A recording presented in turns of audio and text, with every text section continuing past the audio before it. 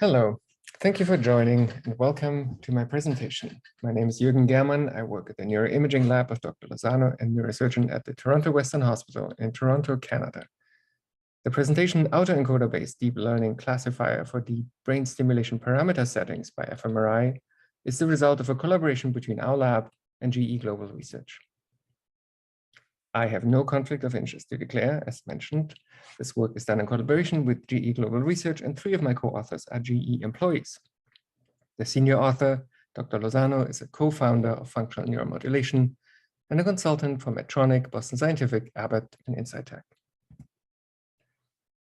Deep brain stimulation is a functional neuromodulation technique that involves the implantation of 3 components of the system: the DBS leads that are implanted deep into the brain, extension wires, and a pulse generator. The precisely placed electrodes are then used to deliver current to the targeted brain region in order to manipulate brain function. Parkinson's disease is the most common indication for the implantation of DBS devices. The most common target for DBS in Parkinson's disease is the subthalamic nucleus. The subthalamic nucleus is a small lens-shaped nucleus that plays a key role in the motor circuit and is targeted to alleviate symptoms associated with Parkinson's disease. Optimized deep brain stimulation is fast becoming a therapy of choice for the treatment of neurological disorders such as Parkinson's disease, essential tremor, and dystonia. However, for deep brain stimulation to be successful, the stimulation has to carefully be titrated during a process referred to as programming. When this is successful, DBS is very good in alleviating symptoms, as seen in the video. There are a number of parameters that have to be adapted, such as contact, which is the exact stimulation location, voltage, frequency, and others. The search for optimal combination of deep brain parameters requires clinical expertise and multiple time-consuming programming sessions. It also means huge demand on the attending physicians, and only expert centers are able to master the technicalities of the treatment.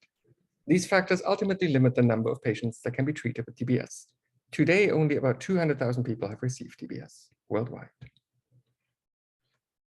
The possibility of using fMRI-assisted DBS programming, and that will help substantially reduce the time searching for optimal parameters per patient, has previously been established.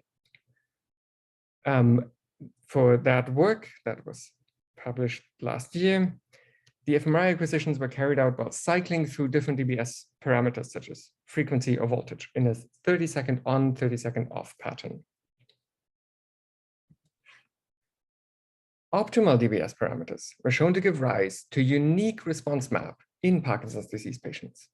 Altogether, we used 122 response maps from 39 patients obtained either at their optimal or non-optimal settings.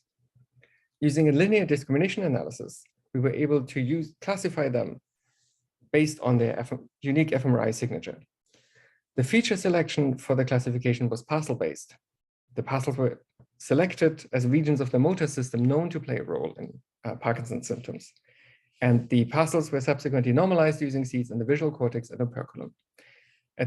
Finally, a 5-fold cross-validation framework was adopted to validate the findings.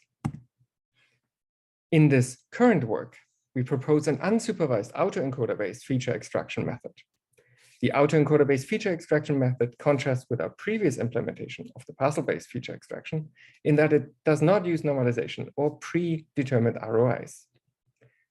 We then used the extracted features in a multilayer perceptron classification. We used the same training and test data set that was used for the original parcel-based linear discrimination analysis, the data of 39 patients. On the left, a representative latent vector is shown of the autoencoder, and it is compared to the original fMRI response map, showing great similarity. On the right, a T-distributed stochastic network embedded visualization of the latent vector shows that a meaningful encoding pattern is achieved that separates optimal from non-optimal stimulation settings. The autoencoder perceptron method shows superior accuracy of 90.2% compared to the previously reported 81% with the partial-based linear discrimination method. The ROC curve for both non-optimal and optimal predictions from the AE-MLP method shows that the area under curve is 0.91. To further demonstrate the value of the features extracted using the autoencoder method, we trialed alternative classification methods, such as the random forest, support vector machine, and a k-nearest neighbor. The random forest and support vector classification algorithms gave overall DBS parameter setting classification accuracy better than the original partial-based linear discrimination analysis. The k-nearest neighbor classification based on the autoencoder features performed slightly worse than the original proposed methods. In conclusion, the proposed autoencoder-based feature extraction facilitates rapid and automated DBS parameter optimization based on fMRI. Using the autoencoder feature, multilayer perceptron, random forest, or support vector machine classifier, they all demonstrate high accuracy, superior to the prior reported parcel-based linear discrimination method.